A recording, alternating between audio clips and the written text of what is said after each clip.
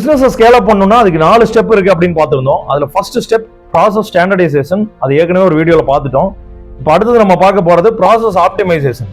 Toyota Japan எல்லாத்துக்கும் தெரியும்.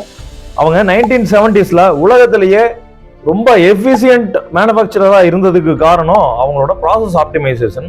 First அவங்க என்ன பண்ணாங்கன்னா, அவங்க மேனுஃபேக்சரிங் ப்ராசஸ்ல நிறைய வேஸ்டேஜஸ் இருந்ததை கவனிச்சாங்க. வேஸ்டேஜஸ்னா inventory, material, time, manpower, இந்த மாதிரி நிறைய வேஸ்டேஜஸ் அவங்க கவனிச்சாங்க. அடுத்தது அவங்க என்ன பண்ணாங்கன்னா, கம்ப்ளீட்டா ப்ராசஸை மானிட்டர் பண்ணாங்க. மானிட்டர் பண்ணி எங்கெங்கெல்லாம் வேஸ்ட் ஆகுது, எதனால வேஸ்ட் ஆகுது அப்படிங்கிற டேட்டாவை கலெக்ட் பண்ணாங்க. கலெக்ட் பண்ண டேட்டாவை கிளியரா அனலைஸ் பண்ணாங்க. அனலைஸ் பண்ணது மூலமா அவங்க கம்ப்ளீட்டா அவங்க ப்ராசஸையே ரிஃபைன் பண்ணாங்க. இந்த ரிஃபைன்மெண்ட் அவங்களுக்கு ஒண்டர்ஃபுல்லா லீன் மேனுஃபேக்சரிங் அப்படிங்கிற ஒரு ப்ராசஸை கொடுத்தது. அந்த ப்ராசஸை அவங்க வேர்ல்டுக்கே கொடுத்தாங்க.